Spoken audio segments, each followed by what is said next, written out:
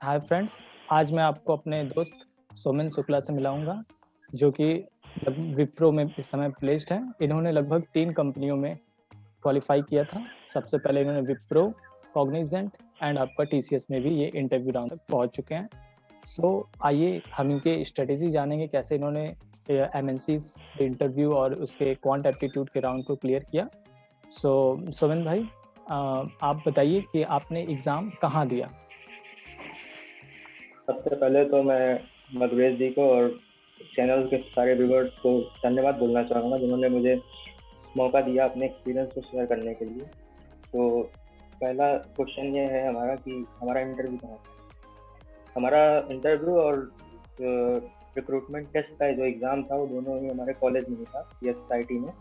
CSIT Kanpur पूरा नाम है, Pranveer Singh institute of technology, जो कि विप्रो का ऑफ कैंपस टाइप था, जहाँ पे और भी कई सारे कॉलेजेस के बच्चे आए थे, जैसे SBTI के आए थे, KIT के आए थे और लखनऊ के कॉलेजेस के भी बच्चे आए थे वहाँ पे एग्ज़ाम देने के लिए।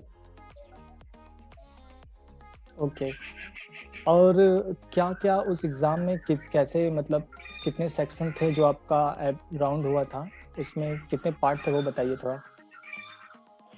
हाँ, जो एंट्रेंस एग्ज़ाम का राउंड था इसमें 5 सेक्शन थे। इसमें कि पहला सेक्शन था वर्बल एबिलिटी, और वर्बल एबिलिटी में जैसे इंग्लिश के ग्रामर से रिलेटेड क्वेश्चन थे, जैसे एरर स्पॉटिंग, किसी सेंटेंस में कोई एरर है तो उसको स्पॉट करना होगा, सेंटेंस इम्प्रूवमेंट का, और सब्जेक्ट वर्ब एग्रीमेंट के बेस पे क्वेश्चन थे। और दूसरा था लॉजिकल रीजनिंग। लॉजिकल रीजनिंग में जैसे कोडिंग डिकोडिंग हो गया और सिलोगिज्म हो गया और स्टेटमेंट टाइप के क्वेश्चन आते हैं। और थर्ड सेक्शन हमारा था क्वांटिटेटिव एप्टीट्यूड का, जिसमें कि आपका बेसिक क्वांट के क्वेश्चन थे, जैसे नंबर सिस्टम हो गया, टाइम एंड वर्क और टाइम स्पीड डिस्टेंस टाइप के क्वेश्चन इसमें थे। अच्छा सुमन जी, इसमें आपका कोडिंग का भी था। जैसा कि आप एक नॉन सीएस हाँ, आईटी स्टूडेंट है, तो आपने ये कैसे प्रिपेयर किया और कैसे क्रैक किया। मैं बताता हूँ। तीन सेक्शन मैंने आपको बताया अभी। चौथा सेक्शन था ऐसे राइटिंग का और पांचवा था कोडिंग का। कोडिंग में 2 क्वेश्चन थे। कोडिंग में बेसिकली आपको बेसिक प्रोग्रामिंग की स्किल्स आनी चाहिए, और इसमें इसको आप अपने किसी भी लैंग्वेज में दे सकते हैं जिसमें आपको कंफर्टेबल लगे, जैसे C लैंग्वेज हो गया, C++ हो गया, पाइथन हो गया, जावा हो गया। ये सारे लैंग्वेज का ऑप्शन है आपके पास, तो आपको जिसमें कंफर्टेबल लगता है आप उसमें आप कोडिंग कर सकते हैं। और इसमें जैसे आपको तैयारी की जरूरत नहीं है, आपको जैसे बेसिक्स क्लियर होना चाहिए, जैसे एरे हो गया, स्ट्रिंग हो गया, फंक्शंस के बारे में आना चाहिए, और लूपिंग वगैरह के कॉन्सेप्ट के क्वेश्चन आते हैं कोडिंग में।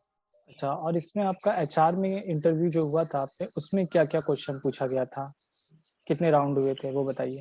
इंटरव्यू में तो इसमें 2 राउंड होते हैं। एक होता है पहला टेक्निकल राउंड, और दूसरा होता है HR राउंड। तो टेक्निकल राउंड ही मेन होता है आपका। टेक्निकल राउंड में जैसे कि आप कोई एक्सपीरियंस तो है नहीं, फ्रेशर की जॉब है, तो इसमें आपको जैसे आपने क्या प्रोजेक्ट किया है अपने बीटेक में, फाइनल ईयर प्रोजेक्ट आपका क्या था, मेजर फोकस इसी पे था इंटरव्यू का। और बाकी आपके इंट्रोडक्शन के बेस पे था। इंट्रोडक्शन में आपने जो भी अपनी स्ट्रेंथ बताई है, जैसे आपका नॉलेज ज़्यादा कंप्यूटर में है तो आपको कंप्यूटर क्वेश्चन पूछेगा, आपको ज़्यादा नॉलेज आपकी किसी फील्ड में है तो उससे भी आपसे क्वेश्चन पूछ कर सकता है।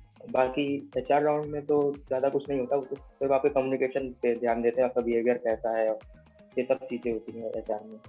और आपसे कोर रिलेटेड भी सब्जेक्ट पूछे गए थे, इलेक्ट्रिकल के रिलेटेड क्वेश्चन भी पूछे गए थे इंटरव्यू में। नहीं, जैसे कि मैंने अपना इंटरेस्ट इंट्रोडक्शन में था, मैंने उसको अपना इंटरेस्ट CS का बताया था। CS में जैसे बेसिक की प्रोग्रामिंग, और मेरा जो फाइनल ईयर प्रोजेक्ट था वो भी CS में पाइथन लैंग्वेज से रिलेटेड था, तो वो हमारे जो है कोर सब्जेक्ट के क्वेश्चन नहीं पूछे थे मेरे से। तो उसके बाद आपका सिलेक्शन होने के बाद ये बताइए कि आपका कोग्निजेंट जो है उसमें भी क्या प्रोसेस रहा, उसका भी थोड़ा बच्चों को डिटेल्स में बताइए, जो भी हमारे फ्रेंड हैं उनको। हाँ जी, कॉग्निजेंट में तो ये ऑफ कैंपस ड्राइव ये भी थी, और इसमें जो हमारा रिटन एग्जाम हुआ था वो ऑफलाइन नहीं था, वो ऑनलाइन था। मतलब उन्होंने लिंक शेयर किया था और हमें टाइम मेल पे टाइम भी आया था, तो उस टाइम पे मुझे ऑनलाइन एग्जाम देना था कंप्यूटर से। तो इसमें भी ज़्यादा कुछ नहीं था, इसमें भी रीडिंग कॉम्प्रिहेंशन का एक पार्ट था, जिसमें कि पैराग्राफ होता है और उसमें से क्वेश्चन पुट अप किए जाते हैं, और रीजनिंग था, क्वांट था, और क्वांट रीजनिंग था, और इसमें भी कोडिंग का इसमें ऐसा था कि इसमें आपको पूरा कोड नहीं लिखना होता था, इसमें कोड की बीच में कोई लाइन मिसिंग कर देते थे और उसको आपको कंप्लीट करके कोड को रन कराना होता था। बेसिक इतना ही था कॉग्निजेंट के रिटर्न में। और बाकी इसका इसके इंटरव्यू के लिए मुझे मुंबई जाना पड़ा था, क्योंकि इसका मुंबई में ही हेडक्वार्टर है और वहीं पे हमें इंटरव्यू के लिए बुलाया गया था। तो इंटरव्यू तो इसका भी ऐसा ही था, मतलब टेक्निकल में प्रोजेक्ट से रिलेटेड इंटरव्यू था। और आपको जो ये HR राउंड, जो भी इंटरव्यू में क्वेश्चन जो होते हैं वो प्रोजेक्ट रिलेटेड ही पूछे जाते हैं जो फ्रेशर होते हैं? फ्रेशर अगर आप हैं तो आप मान के चलिए कि मैक्सिमम आपका प्रोजेक्ट रिलेटेड ही क्वेश्चन आएंगे, क्योंकि आपके पास कोई एक्सपीरियंस नहीं है किसी भी काम का, तो प्रोजेक्ट से ही आपका वो टीम वर्क और आप कितने टाइम में प्रोजेक्ट को पूरा करते हैं, ये सब चीज़ें देखकर आपकी एनालिसिस वो कर लेते हैं आदि प्रोजेक्ट से ही। और बाकी थोड़ा बहुत आपका प्रॉब्लम सॉल्विंग स्किल देखते हैं, कोई क्वेश्चन वगैरह पूछ के, बस यही होता है टेक्निकल में।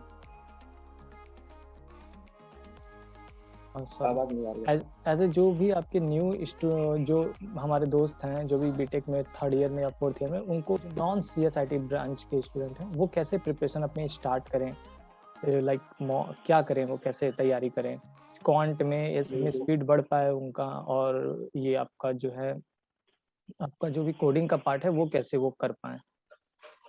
ये मैं भी जो है नॉन CS बैकग्राउंड से ही हूँ, तो इसके लिए आपको कुछ नहीं करना है। जैसे कि फर्स्ट ईयर है अगर आपका, तो मेरे हिसाब से हर एक ब्रांच में एक सब्जेक्ट होता है सी लैंग्वेज का, जिसमें आपको सी लैंग्वेज की या प्रोग्रामिंग की बेसिक्स बताई जाती है। बहुत से बच्चे प्रोग्रामिंग बैकग्राउंड से नहीं होते हैं, लेकिन फिर भी उनको थोड़ा बहुत बेसिक आइडिया वहाँ से मिल जाता है। तो आपको कुछ करना नहीं है इसके लिए, बस आपको अपने तरफ से थोड़ा प्रोग्रामिंग के बारे में पढ़ना है और प्रोग्राम कैसे बनता है और उसके बेसिक आइडियाज, और इसकी प्रैक्टिस आप कर सकते हैं। कई सारी वेबसाइट हैं ऑनलाइन, जैसे हैकर बैंक है, और ऐसे ही कई सारी वेबसाइट है जिस पे आप कोडिंग की प्रैक्टिस कर सकते हैं, और वो बिल्कुल भी वही इंटरफेस देता है जो कि टेस्ट में होता है कंपनीज के। तो आप वहाँ पे आप कोड लिखेंगे और आपको टेस्ट केस पास होगा, और ये सब चीज़ें हैं।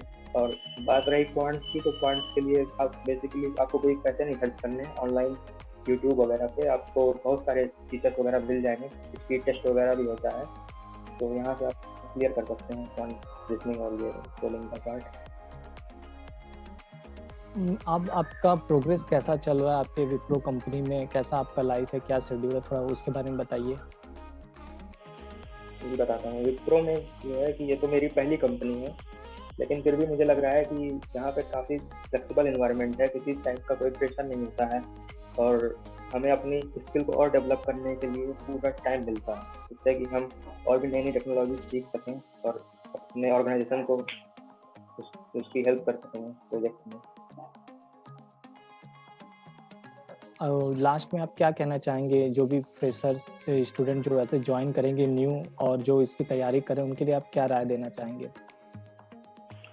सबसे पहली राय तो मैं देना चाहूँगा कि आप सही से जो है क्वांट रीजनिंग और इंग्लिश, सबसे पहले तो मेन रिटन होता है, तो उनकी तैयारी करें, आप प्रैक्टिस करें, जिससे कि आपको रिटन क्लियर हो जाए। और उसके बाद मेन राउंड आता है इंटरव्यू का। तो इंटरव्यू में वो लोग आपसे ज़्यादा कुछ तो नहीं, बस आपका कॉन्फिडेंस देखेंगे, गुड कम्युनिकेशन स्किल्स होनी चाहिए आपके पास, और एक आप पॉजिटिव एटीट्यूड से इंटरव्यू दें, जैसे आप आपस में बात करते हैं। ज़्यादा नर्वस होने की ज़रूरत नहीं है इंटरव्यू में, और कुछ आपकी प्रॉब्लम सॉल्विंग स्किल्स होनी चाहिए जिसके वजह से आप उनके सवालों का जवाब दे सकें।